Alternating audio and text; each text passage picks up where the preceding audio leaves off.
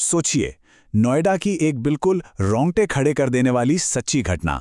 आज के इस एक्सप्लेनर में हम एक ऐसी केस स्टडी पर बात करने वाले हैं जो ये साबित करती है कि कभी-कभी रियल एस्टेट के कुछ सस्ते सौदे असल में मौत के जाल होते हैं।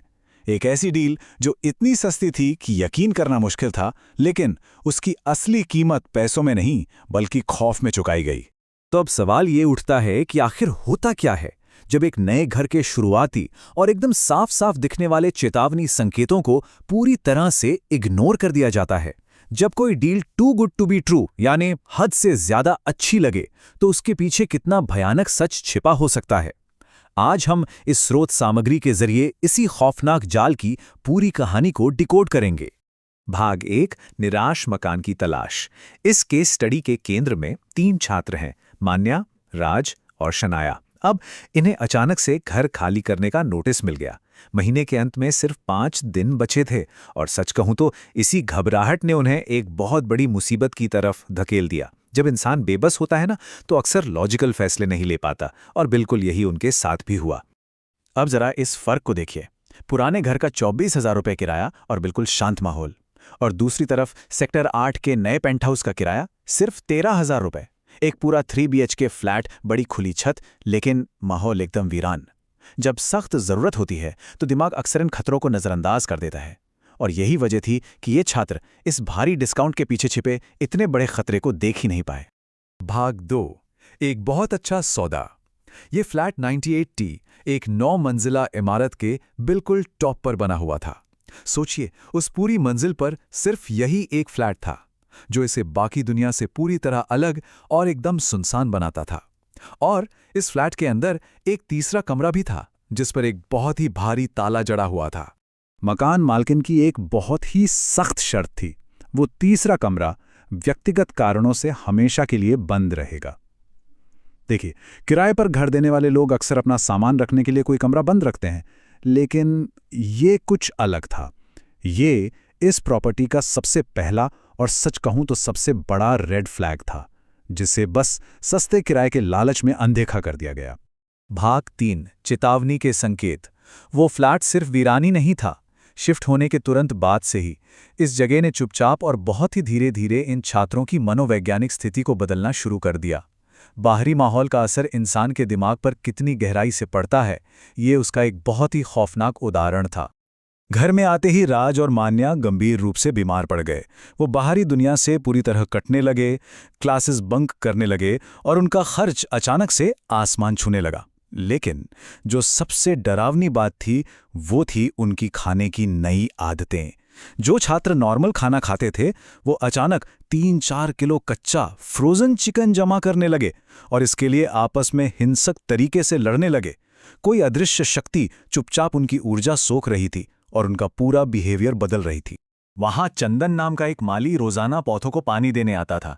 वो उस फ्लैट की खामोशी से इतना डरता था कि खुद से ही जोर जोर से बातें करता रहता था ताकि डर ना लगे।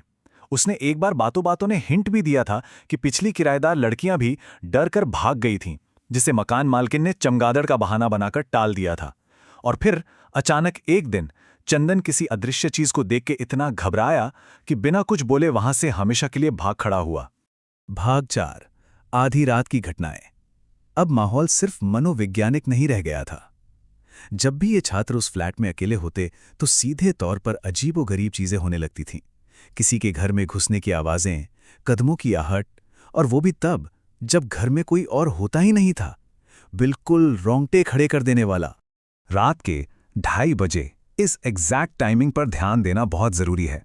इसी समय रात के घुप अंधेरे में राज जब वॉशरूम गया तो उसका सामना एक 7 फुट की विशाल काली परछाई से हुआ जो वॉशरूम के ठीक अंदर खड़ी थी। ये कोई वहम नहीं था, ये उस अदृश्य शक्ति का पहला सीधा फिजिकल प्रहार था। और फिर रात के 3:30 बजे, कुछ दिनों बाद मान्या के साथ इससे भी भयानक घटना घटी।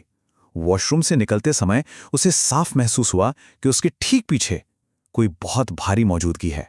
और फिर एक रात उसी परछाई ने बिस्तर पर सोते समय मान्या का गला बुरी तरह घोटने की कोशिश की। ये हमले अब सच में बहुत हिंसक होते जा रहे थे। इस खौफ से पूरी तरह तंग आकर जब उन्होंने एक लोकल ब्रोकर से फ्लैट बदलने की बात की तो उस ब्रोकर का जवाब सच में दिल दहला देने वाला था। जान है तो जहान है। उस अनुभवी ब्रोकर को उस फ्लैट का इतिहास अच्छे से पता था। ये कोई नॉर्मल सी सलाह नहीं थी, ये एक खौफनाक चेतावनी थी कि अगर वो वहां से तुरंत नहीं निकले तो उनकी जान भी जा सकती है। भाग 5 शक्ति को भड़काना। इस खौफनाक स्थिति में मान्या की मां ने एक पंडित से सलाह ली। घर को इन बुरी शक्तियों से मुक्त करने के लिए एक अनुष्ठान यानी शुद्धिकरण की प्रक्रिया का सुझाव दिया गया, लेकिन किसी को रत्ती भर भी अंदाजा नहीं था कि ये कदम उस शक्ति को शांत करने के बजाय और भी ज्यादा भड़का देगा। अनुष्ठान के स्टेप्स बिल्कुल स्पष्ट थे। शाम 5 बजे नहाना, लोबान जलाना, रक्षा मंत्र पढ़ना और उस धुएं को हर एक कमरे में घुमाना। 11 दिनों तक चलने वाली इस पूरी प्रक्रिया को घर में शांति लाने के लिए डिजाइन किया गया था। लेकिन यहां सबसे दिलचस्प बात यह है कि शांति के इस प्रयास ने उस घर में पूरी तरह से तबाही का मंच तैयार कर दिया। जैसे ही मान्या ने लुबान जलाया, आग की लपटें अचानक से बहुत ऊंची उठ गईं और तभी एक अजीब जानवरों जैसी खौफनाक आवाज गूंजी। ये क्या कर दिया? उस ठंडे कमरे में धुएं को रखते ही मान्या का शरीर पूरी तरह से जम गया। वो कांपने लगी और उसकी हड्डियां तक ठंडी पड़ गईं। ये वो पल था जब वो पूरा अनुष्ठान भयंकर रूप से उल्टा पड़ गया था। और फिर आतंक बहुत तेजी से बढ़ने लगा।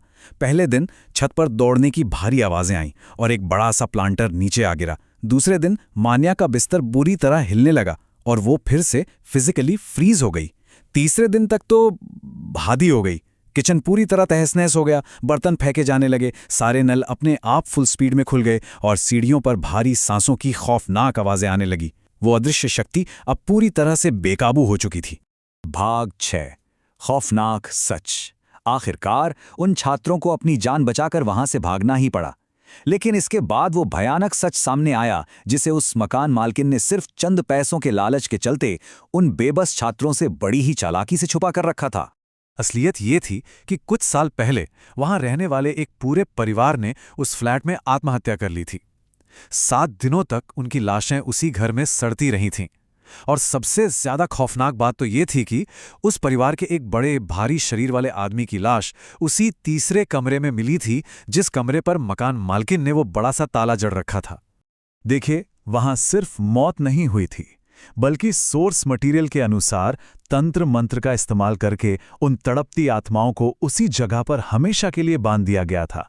वो आदमी एक परजीवी शक्ति यानी पैरासिटिक एंटिटी बन चुका था, जो इन छात्रों के डर, उनके कच्चा मांस खाने की तलब और उनकी ऊर्जा को सोखकर खुद को लगातार मजबूत कर रहा था। इस पूरी केस स्टडी का निष्कर्ष हमें एक बहुत ही बेचैन कर देने वाले सवाल पर लाके खड़ा कर देता है। सोचिए, अगर एक आलीशान पेंट हाउस मार्केट रेट से बिल्कुल आधी कीमत पर मिल रहा हो, तो क्या कोई उसे किराए पर लेने की हिम्मत करेगा? ये एक्सप्लेनर हमें स्पष्ट रूप से सिखाता है कि जब कोई चीज़ ज़रूरत से ज़्यादा अच्छी और सस्ती लगे तो उसकी एक छिपी ली कीमत ज़रूर होती है, और कभी-कभी वो कीमत किसी की ज़िंदगी से भी बड़ी हो सकती है। तो अगली बार जब कोई डील बहुत अच्छी लगे तो खुद से ज़रूर पूछें कि आखिर इसके पीछे का सच क्या है।